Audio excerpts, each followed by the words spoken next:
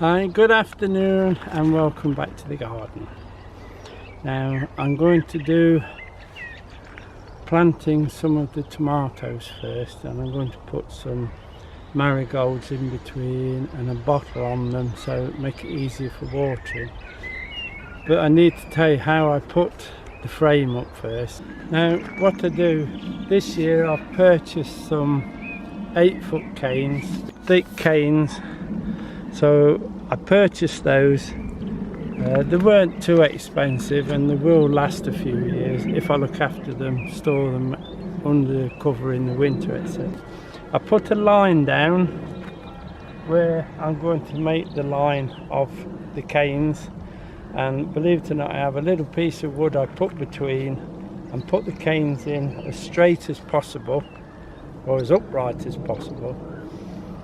And that's the first line done. Then I put a second cane, which is in this case a thin one. These are old canes that I already had, and I pushed that at an angle at the side of it, and I put a couple of cable ties on. Now normally I would use string or some thin wire to put them on, but I'm that far behind this year with doing it that I had to use cable ties. Now it won't be a problem, so I shall have to cut each one and put it in my pocket or in a pot at the end of the season, so none of these are left in the garden. When I put this angle piece in, it just holds it steady. I do that to a few, and then I've used one of the 8-foot canes at an angle to make the A-frame, and that holds it very steady. Because if you imagine the amount of tomatoes you're going to get on these, there'll be a lot of weight, and you only want a breeze on them and they'll go over. So you really need them deep in the ground as you can get them.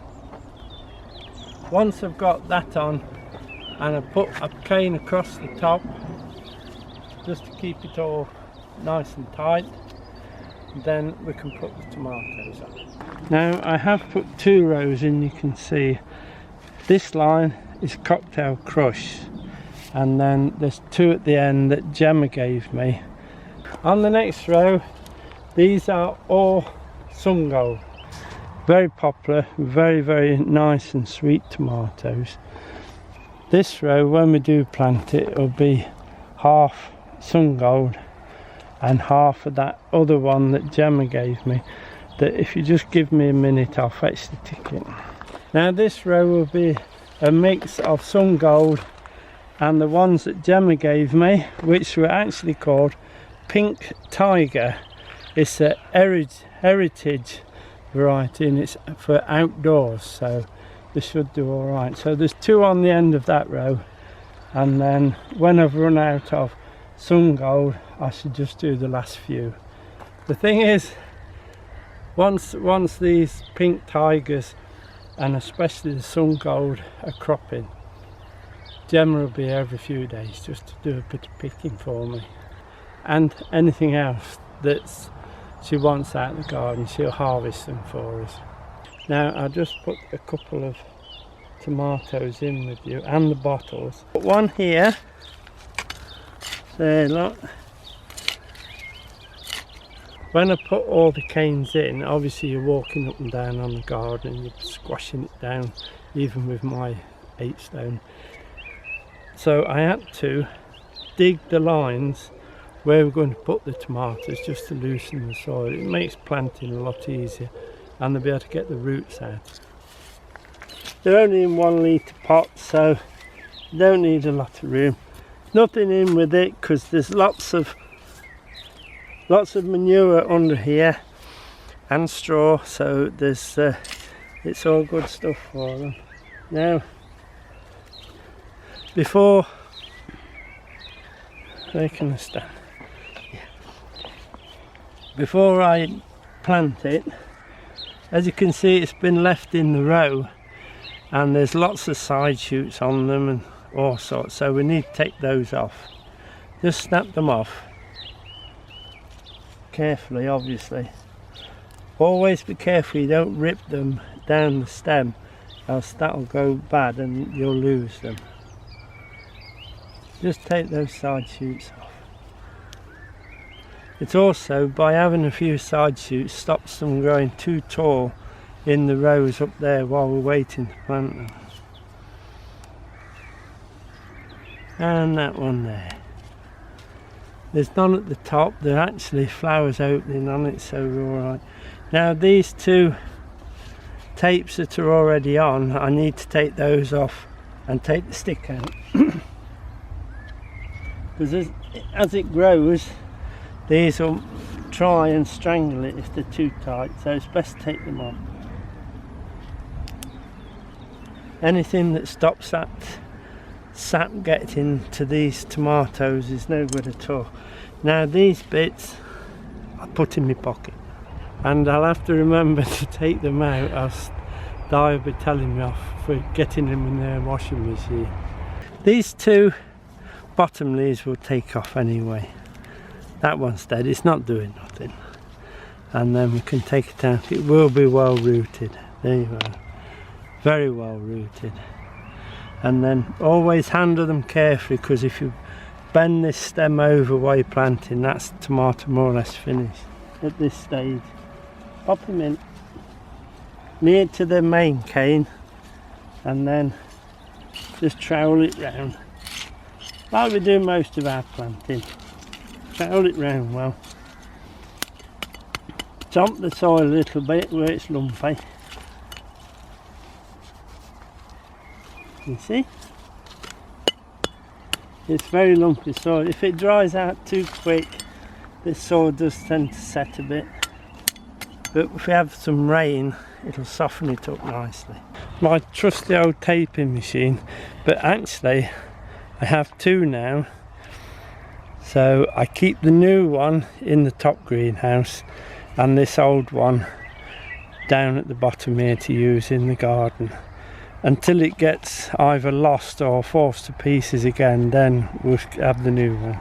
Before I put it onto the tomato, I just put my finger in it a little, because I'm going to push it against the tomato. I don't want to damage it.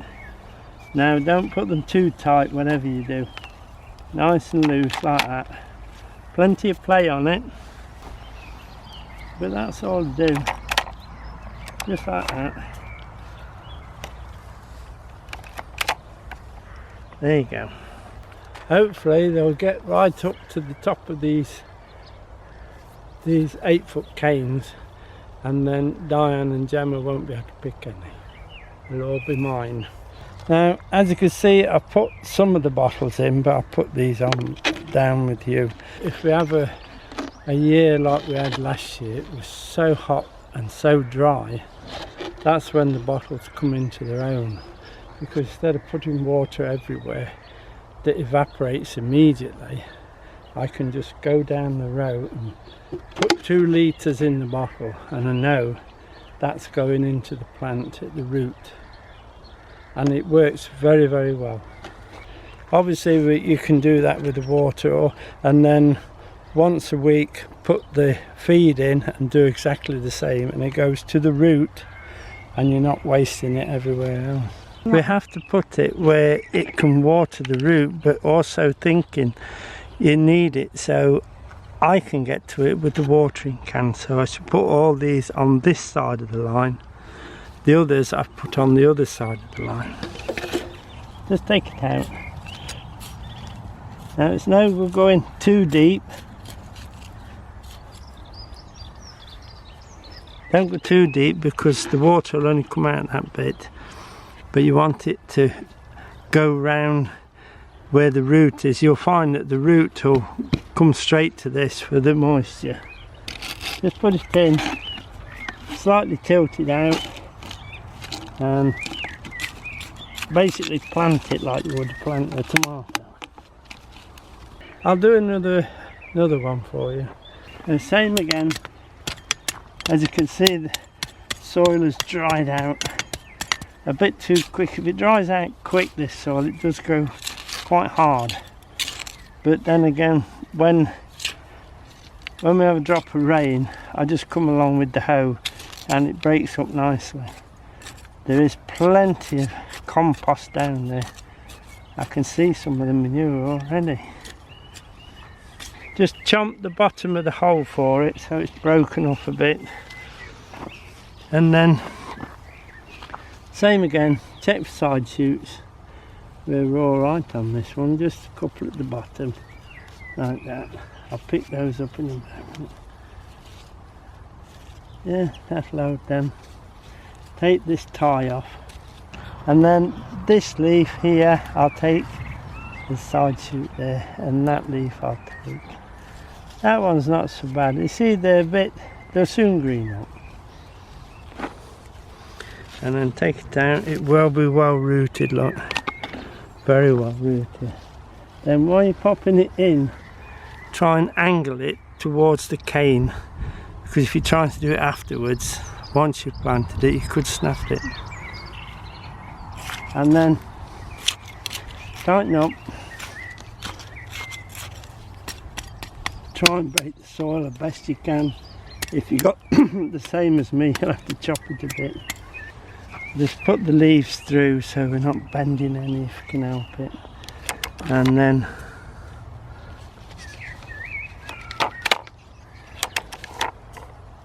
it's always better if when you're tying them you come from the cane. It's not always possible. It wasn't possible with that one, but if it is, try and do it that way. Then you're not squeezing the stem. That should hold that, 3 of them on there. We'll put the water bottle just there. We know that's in a 1 litre root bore down there, so if we go in there, we'll not be cutting into that root ball as we put the bottle in.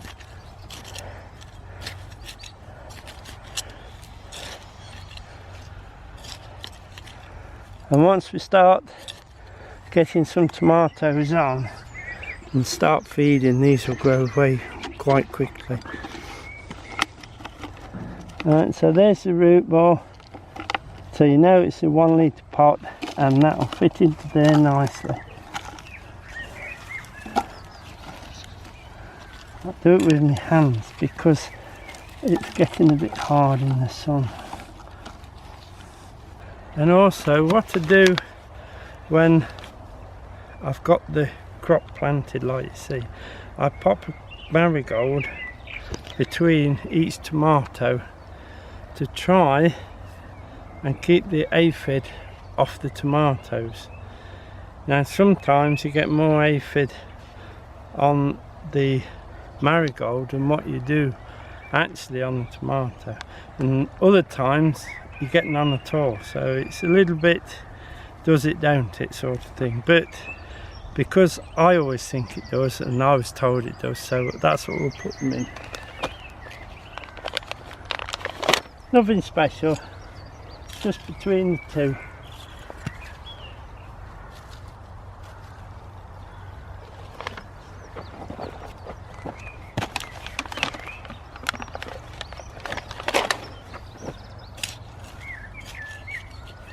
And then as we're watering the tomatoes, we can just pop a bit of water on these.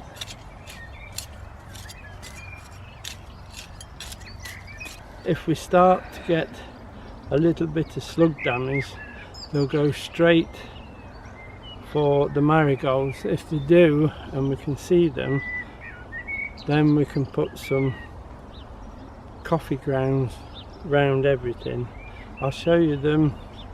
What did we do? I'll show you them that we've done to the strawberries in a moment. I shall finish this evening. I like to do it in the morning when it's nice and cool and fresh, but I'll do it this evening, I think. I'll just show you how I did the plum tomatoes. Remember, these are bush plants, not tall ones like these. And these are San Marino 3. We grew them last year. They're magnificent croppers. We get a huge amount of tomatoes off them. But they do tend to go everywhere, if you know what I mean. They're only a bush, so they sort of shoots coming out of them, and they'll. So what I've done, I've put this support up, and my idea is as these thicken out and start, they'll be right out here if you left them, so I can just put a line on them and just contain them in that centre, so it makes harvesting a lot easier as well. They won't get much higher than these canes anyway, and I will put covers on these. I did them last night actually. All these will have the plastic covers on. That'll be a job I should be doing before I put those in. Must have the covers on. These are alright, they're high enough, but these a bit low. So that's the tomato crops that we've got. I'll just show you the coffee on the strawberry plants.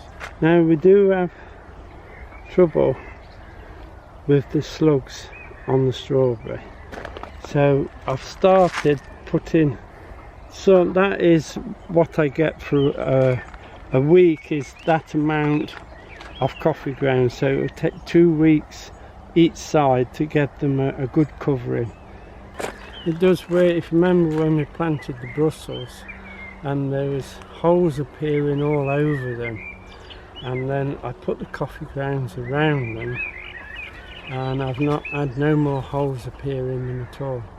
I don't think the slugs like to cross them, but that needs a lot more on it yet.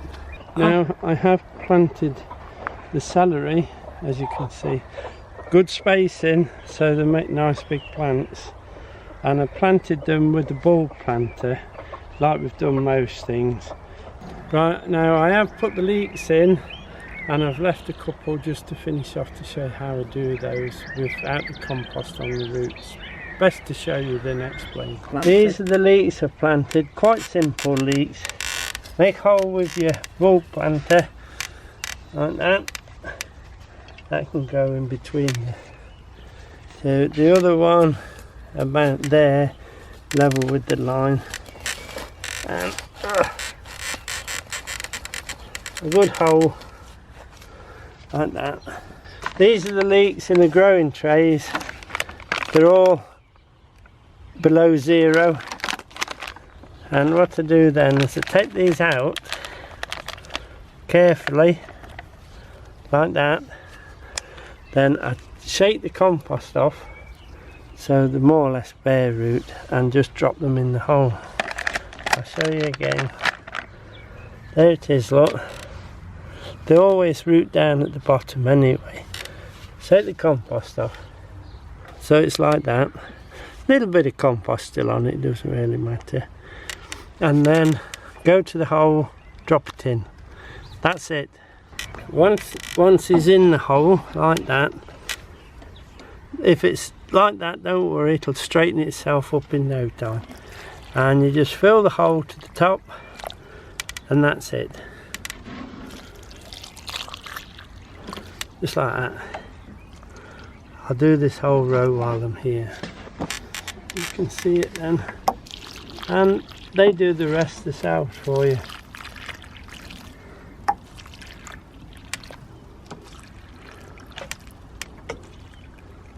There you go. Now I have put at the back there, that's celeriac. That's another hybrid. The celeriac I planted with the bulb planter. They were in root trainers, so I just made the long hole, put them in, and put the hand trowel round just to bring the soil round, and that was them done. I just want to show you that I've put the beetroot in, only 2 rows, because that's all we'll want this year. It's bolt hardy, always a good old favourite. Now the next thing I'm going to plant are the courgettes. I believe we've only got 4 anyway. These are the yellow ones. They'll go along this hedge here. Then I've 4 pumpkins that I'll put there, and then keep those going in a circle so they're not rampaging everywhere. Along this side of the frame I'll put the butternut squash, same as last year, Hunter, which did rather well. Far side of the frame, hoping to put some outdoor cucumbers to see whether we can pull it off. I think we'll be alright. That'll be it for today. Thank you for watching. Thank you for subscribing, we do appreciate it. and then we'll see you in a few days. If I'm all planted up, we'll have a full garden walk and show you everything we've got and how it's doing. Just hope it gets a bit of rain, because it's hard work watering these seedlings every morning. Bye now.